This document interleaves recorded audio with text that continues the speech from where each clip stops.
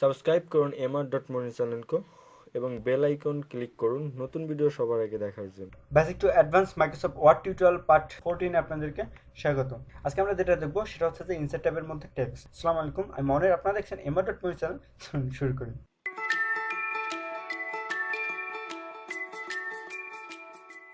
তো নর্মালি আমরা হচ্ছে যে ইনসার্ট ট্যাবের মধ্যে যে শেপের মধ্যে যে আমাদের যে টেক্সট বক্সটা ছিল, আমরা সেই টেক্সট বক্স নিয়ে কাজ করার সময় এই টেক্সট বক্সের কাজগুলো আমরা দেখছি। তো তারপরেও এখানে যে ভিন্ন করে আমাদের একটা টেক্সট দিয়ে দেওয়া আছে, তো তার জন্য আমি নর্মালি আজকে এই টিউটোরিয়ালটা করতেছি। ওকে, তো নর্মালি হয় কি যে আমরা হচ্ছে যে টেক্সট বক্সের যে কাজগুলো করে থাকি, জাস্ট আমরা এখানে যদি একটা টেক্সট বক্স নেই, এখানে আমরা ক্লিক করার পর যদি একটা টেক্সট বক্সে ক্লিক করি, এখানে আমাদের যে টেক্সট বক্স দেওয়া আছে আমরা এখানে সেই টেক্সট বক্সগুলো এখান থেকে সিলেক্ট করে নিতে পারি, অথবা চাইলে আমরা আমাদের মতো ড্র টেক্সট বক্সে ক্লিক করে আমরা এখানে ড্র করে নিতে পারি। ওকে, তো আমাদের একটা টেক্সট বক্স ওপেন হয়ে গেল। তো এই টেক্সট বক্স ওপেন হওয়ার পরে আমাদের এখানে যেই শেপ এবং shape style, word art style, এই বিষয়গুলো কিন্তু আমি অলরেডি আমাদের আগের যে টিউটোরিয়াল, শেপ টিউটোরিয়ালে সেখানে টেক্সট বক্স সম্পর্কে অলরেডি বলে দিচ্ছি। ঠিক আছে, তো আপনারা সেই টিউটোরিয়ালটা অবশ্যই দেখে নেবেন। ওকে ওকে, তো এরপরে যে অপশনটা আছে সেটা হচ্ছে যে কুইক পার্টস, অর্থাৎ হচ্ছে যে আমাদের একটা ডকুমেন্টে অনেক সময় দরকার হয় যে একটা লেখা বারবার প্রয়োজন হচ্ছে, তো আমরা সেই লেখাটা বা সেই প্যারাগ্রাফটাকে আমরা হচ্ছে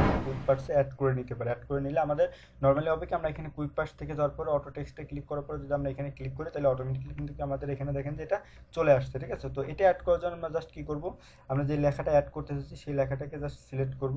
সিলেক্ট করার পরে কুইক পার্টসে যাওয়ার পরে এখান থেকে save selection quick parts gallery, ঠিক আছে, এখানে ক্লিক করার পর আমরা জাস্ট এখানে এটাকে ওকেতে প্রেস করে দিলে, এবং আমরা যদি যেখানে আবার এখানে যদি আমরা এই টেক্সট বক্সের মধ্যে নিতে চাই, আমরা এটা কেটে দিচ্ছি। কেটে দেওয়ার পরে অটো আমরা কুইক পার্টসে যাওয়ার পরে এখান থেকে দেখেন যে নিউ ওয়ার্ড ফাইল অথবা অটো টেক্সটের মধ্যে গেলে আমাদের এটা দেখাবে। তো এটা জাস্ট আমরা এখান থেকে যদি ক্লিক করে দিই, তাহলে এখানে কিন্তু আমাদের অটোমেটিকলি কিন্তু এই লেখাটাই পুরোপুরি আবার এখানে আমাদের কিন্তু চলে আসছে। ওকে, তো এটাই মূলত হচ্ছে কুইক পার্টসের কাজ।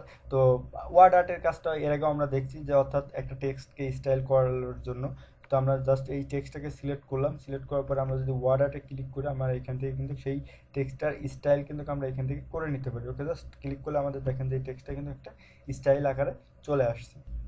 এরপর যে অপশনটা আছে সেই অপশনটা হচ্ছে যে আপনার ড্রপ ক্যাপ। তো ড্রপ ক্যাপের কাজটা মূলত হচ্ছে যে আপনি একটা টেক্সটকে হচ্ছে যে, অথবা এই টেক্সটের ইয়াকে আপনি স্টাইলিশ করবেন। তো তার জন্য আপনি জাস্ট এখানে ক্লিক করে ড্রপ টেক্সটে যদি ক্লিক করেন, তাহলে দেখেন যে হচ্ছে যে প্রথম অক্ষরটা কিন্তু আপনার অলরেডি বড় হয়ে গেছে, এবং হচ্ছে যে পরের লেখাগুলো কিন্তু অনেক ছোট ছোট আসছে। তো অথবা চাইলে আপনি এখান থেকে যদি অন্য স্টাইল করতে চান, তো আপনি চাইলে সেই স্টাইলও করতে পারেন। ঠিক আছে, তো নর্মালি হচ্ছে যে প্রথম অক্ষরটাকে নিয়ে একটু স্টাইলিশ করার জন্য এই কাজটা মূলত করা হয়। ওকে, তো নর্মালি আমরা চাচ্ছি এইটা না হয়, আমরা জাস্ট হচ্ছে যে এই প্রথমটা এই ফেসবুকের এই অ্যাপটাকে আমরা স্টাইলিশ করব। তো এখানে ক্লিক করার পর যদি আমরা এটাতে ক্লিক করি, তাহলে দেখেন যে এই স্টাইলিশটা কিন্তু এখানে চলে আসছে। ওকে, তো তারপরে যে অপশনটা আছে সেটা হচ্ছে যে সিগনেচার লাইন, অর্থাৎ অনেক সময় হয় যে আমরা হচ্ছে যে আমাদের যে ডকুমেন্টগুলো তৈরি করতেছি সেই ডকুমেন্টের পেজের লাস্টের দিকে আমাদের ডকুমেন্টকারীর সিগনেচার দরকার হয়।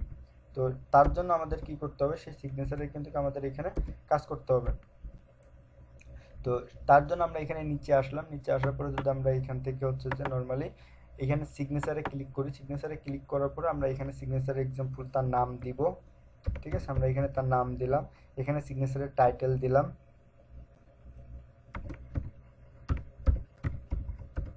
ঠিক আছে, দেন এখানে আপনার ইমেল অ্যাড্রেস হচ্ছে যে একটা এক্সাম্পল ইমেল অ্যাড্রেস দিলাম। দেওয়ার পরে আমরা জাস্ট এতে ওকেতে প্রেস করলে আমাদের কিন্তু এখানে একটা সিগনেচার ব্লক চলে আসবে। ঠিক আছে, ওকে, তো নর্মালি কিন্তু আমাদের এখানে দেখেন যে একটা সিগনেচার ব্লক চলে আসছে যে মনির ইঞ্জিনিয়ার। ঠিক আছে, তো আমরা এখানে কিন্তু সেই সিগনেচারটা এখন এখানে করে নিতে পারি। ঠিক আছে, অর্থাৎ নাম ডেজিগনেশন দেওয়া আছে, জাস্ট এখানে সিগনেচারটা হবে। তো এটাই হচ্ছে যে মূলত সিগনেচার লাইনের কাজ। তো এরপরে যেটা আছে সেটা হচ্ছে যে ডেট অ্যান্ড টাইম, অর্থাৎ হচ্ছে যে আপনি এখানে ডেট অ্যান্ড টাইম ফরম্যাটটা করে নিতে পারেন। আপনি জাস্ট এখানে যে কোনো একটা ডেট অ্যান্ড টাইম ফরম্যাটে ক্লিক করে ওকে প্রেস করলে আপনার এখানে দেখেন যে সেই ডেট অ্যান্ড টাইমটা কিন্তু, এবং আপনার যেই টাইমটাতে আপনি এটা করতেছেন সেই টাইমটা কিন্তু আপনার এখানে ইনক্লুড হয়ে যাবে। তো এটাই মূলত হচ্ছে যে ডেটা টাইমের কাজ।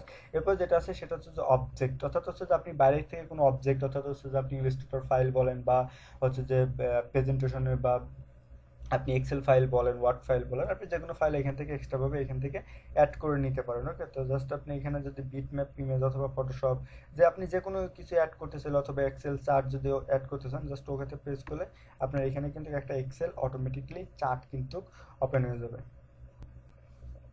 তো এখানে দেখেন যে অটোমেটিকলি কিন্তু আমাদের একটা যে চার্ট, সেই চার্টটা কিন্তু আমাদের এখানে কিন্তু অ্যাড হয়ে গেছে এবং একটা এক্সেল ফাইলে ফরম্যাটে কিন্তু চলে আসছে। অর্থাৎ আমরা চাইলে বাইরে থেকে যে কোনো একটা ফরম্যাটের হচ্ছে যে আমরা এখান থেকে অ্যাড করে নিতে পারি একটা ফরম্যাটে, ঠিক আছে?